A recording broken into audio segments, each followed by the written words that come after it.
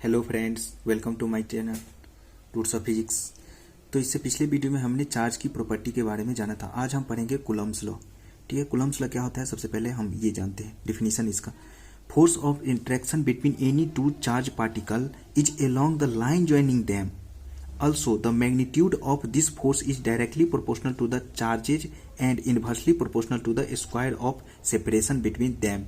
यानी कि कह रहा है कूलम्ब्स लॉ कि मतलब कि ये जो फोर्स लगता है दो चार्ज पार्टिकल के बीच, वो उसके लाइन ज्वाइनिंग के अलोंग लगता है। यानी कि दोनों चार्ज को जो ज्वाइन करने वाला लाइन होगा उसके अलोंग लगता है, और उसका मैग्नीट्यूड जो होता है वो डायरेक्टली प्रोपोर्शनल होता है दोनों चार्जेस के, और इनवर्सली प्रोपोर्शनल होता है स्क्वायर ऑफ डिस्टेंस के। जैसे देखिए मैथमेटिकली हम इसको इस तरह से बताएंगे कि जैसे यहाँ पे एक चार्ज Q1 है, एक चार्ज Q2 है। ठीक है, तो इन दोनों चार्ज को जो मिलाने वाली लाइन होगा, ये जो डॉटेड लाइन बना है यही होगा। ठीक है, तो ये इसका क्या हो गया, लाइन ज्वाइनिंग हो गया। ठीक है, और ये जो है ना चार्ज एक Q1 है और एक चार्ज Q2 है। तो अगर Q1 पर अगर देख रहे हैं तो इसकी वजह से फोर्स लग रहा है, तो इसकी वजह से ये भी पॉजिटिव है और ये भी पॉजिटिव है। तो ये क्या होगा, पॉजिटिव पॉजिटिव के बीच रिपल्सन का फोर्स लगेगा। तो ये इस पे जो लगाएगा फोर्स वो इस डायरेक्शन में लगाएगा रिपल्सन का फोर्स। और कितना फोर्स लगाएगा, तो F Q1 पर ड्यू टू Q2 के कारण, और ये जो इस पे फोर्स लगाया वो इस डायरेक्शन में लगाएगा। कितना फोर्स लगाएगा, तो F Q2 पर ड्यू टू किसके कारण, Q1 के कारण। तो ये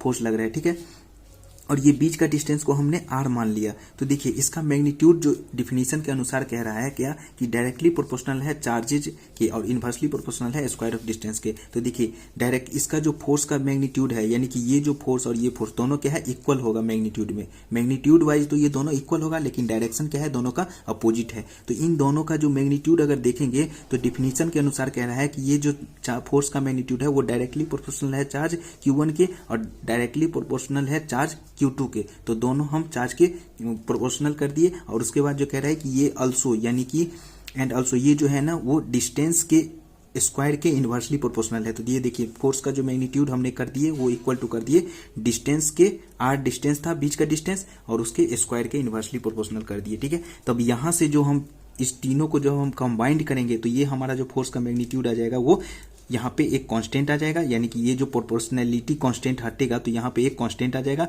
और K Q1 Q2 बटा R स्क्वायर हो जाएगा। जहाँ पे K को हम क्या बोलते हैं, proportionality constant called Coulomb's constant. इसको हम कूलम्ब्स कांस्टेंट भी कहते हैं, जिसका वैल्यू होता है 9 × 10⁻⁹ न्यूटन मीटर स्क्वायर पर कूलम्ब स्क्वायर। ठीक है, और इस K का वैल्यू जो होता है वो 1/4 पाई एप्सिलॉन नॉट होता है। जहाँ पे एप्सिलॉन नॉट क्या है, वो फ्री स्पेस का मतलब कि वैक्यूम का क्या है, ये मीडियम का कांस्टेंट होता है। यानी कि ये मीडियम के लिए होता है, प्रॉपर्टी होता है एप्सिलॉन नॉट। तो यहाँ पे एप्सिलॉन नॉट है, इसका वैल्यू होता है 8.85 10⁻12 coulomb square upon newton meter square. और ये जो एप्सिलॉन नॉट है वो किसके लिए है, ये वैक्यूम के लिए है। ठीक है, अगर कोई अदर मीडियम आएगा तो यहाँ पे एप्सिलॉन नॉट नहीं, एप्सिलॉन मीडियम हो जाएगा। ठीक है, उस मीडियम का एप्सिलॉन हो जाएगा, इसको हम एप्सिलॉन पढ़ते हैं। अब यहाँ पे एक क्वेश्चन आता है कि how many electrons will have a total charge of A 1 coulomb का, यानी कि एक कूलम्ब के चार्ज में कितना नंबर ऑफ इलेक्ट्रॉन होगा। तो देखो हमने बताया था कि हमने क्या करते हैं कि कोई भी अगर हमारा जो चार्ज है उसमें कितने चार्ज है उसको हम n मान लिए, यानी कि n नंबर ऑफ चार्ज हमको मतलब कि मान लिए, और एक कूलम्ब का है। तो ठीक है, तो यहाँ पे टोटल चार्ज का मान कितने हो जाएगा, Ne के बराबर, क्योंकि हमने बताया था कि कोई भी जो चार्ज होता है वो इंटीग्रल मल्टीपल होता है। ठीक है, तो Ne के इंटीग्रल मल्टीपल हो जाएगा, और ये टोटल चार्ज कितना दिया है, 1 कूलम्ब दिया है। तो Ne का मान यानी कि Ne इक्वल टू कितने के हो जाएगा, 1 कूलम्ब के इक्वल हो जाएगा। यानी कि तो Ne को हम 1 कूलम्ब के इक्वल कर दिए। तो यहाँ से n का मान हमको पूछ रहा है कि टोटल नंबर ऑफ चार्जेस पूछ रहा था कि many electrons, how many electrons, यानी कि इलेक्ट्रॉन की संख्या कितनी होगी।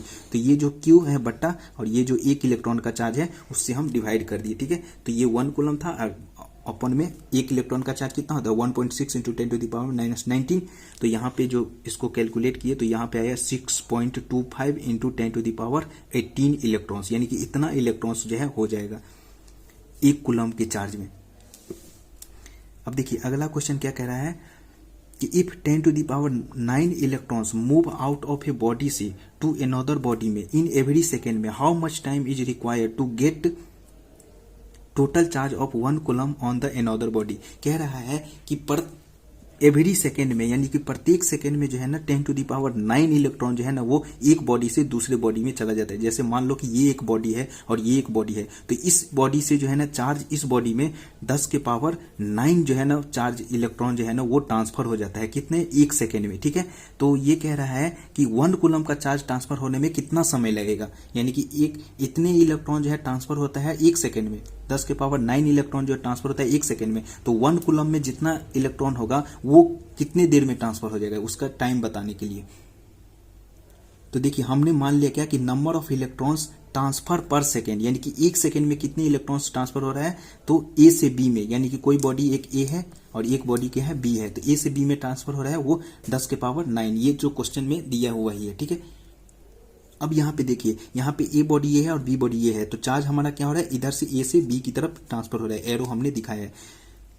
अब यहाँ पे क्या है कि इसीलिए total charge transfer per second on a body B में, तो टोटल चार्ज जो ट्रांसफर होगा बॉडी बी में वो कितना होगा, वो ए से बी में, तो डी क्यू चार्ज, यानी कि डी क्यू का मान, यानी कि कितने इलेक्ट्रॉन होगा, यानी एक इलेक्ट्रॉन पे जितना चार्ज होगा उतना ट्रांसफर हो रहा है, तो डी क्यू बराबर कितना हो जाएगा, तो इसका जो नंबर ऑफ मतलब कि एक इलेक्ट्रॉन पे चार्ज और एक सेकंड में जितना चार्ज ट्रांसफर हो रहा है, तो डी क्यू बराबर एक इलेक्ट्रॉन का चार्ज और नंबर, ये जो हो रहा है नंबर, इतना इलेक्ट्रॉन जो ट्रांसफर है, नंबर ऑफ इलेक्ट्रॉन जितना ट्रांसफर है, ये क्या है, एन है, ये इतना इलेक्ट्रॉन क्या हो रहा था, ट्रांसफर हो रहा था ऊपर, और एक इलेक्ट्रॉन पे चार्ज कितना होता है, इतना होता है, और इतने इलेक्ट्रॉन ट्रांसफर हो रहा है, तो टोटल चार्ज कितना ट्रांसफर हो जाएगा, 1.6 × 10⁻⁻10 कूलम का चार्ज ट्रांसफर हो जाएगा।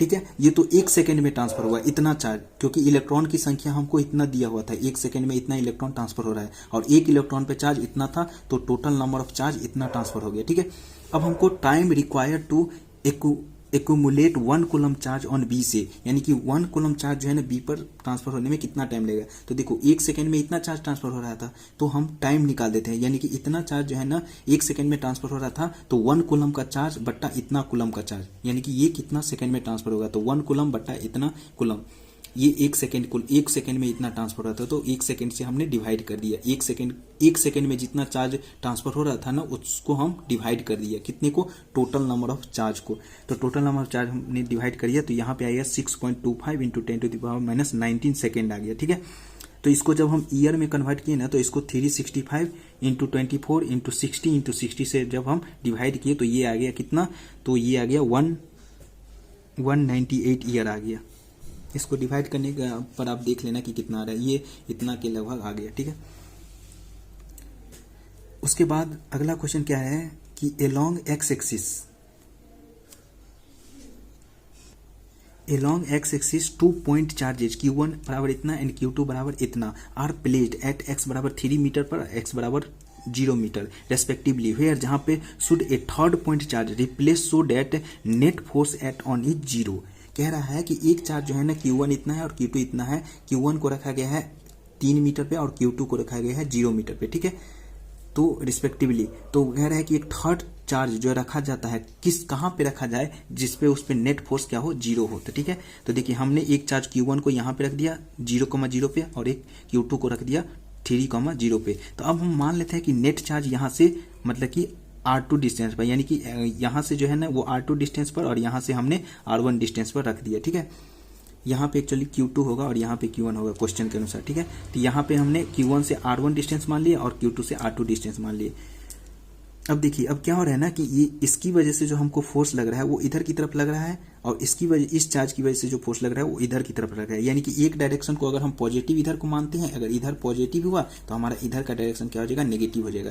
तो इस चार्ज की वजह से हमारा नेगेटिव डायरेक्शन में फोर्स लग रहा है और इस चार्ज की वजह से हमारा पॉजिटिव डायरेक्शन में फोर्स लग रहा है, और हम मान लेते हैं कि इस डिस्टेंस पे मेरा नेट फोर्स 0 हो रहा है। ठीक है, तो फोर्स फॉर इन क्वेश्चन के अनुसार नेट फोर्स ऑन 0 Q पर हमारा जो एक Q चार्ज है उस पर नेट फोर्स 0 हो रहा है, तो हम दोनों चार्जेस का मैग्नीट्यूड को हम इक्वल कर देंगे। ठीक है, क्योंकि देखो जब आप वेक्टर फॉर्म में लिखोगे तो जब इसी वेक्टर को जब इस साइड ट्रांसफर करोगे तो ये क्या आ जाएगा, नेगेटिव में आ जाएगा, तो इसीलिए हम दोनों को इक्वल कर दिए। तो यहाँ से जब हम इस पे निकालेंगे इस चार्ज के कारण तो K Q1 Q बटा R2 स्क्वायर, और यहाँ पे इस चार्ज के कारण निकालेंगे तो K Q2 बटा R1 स्क्वायर आ जाएगा।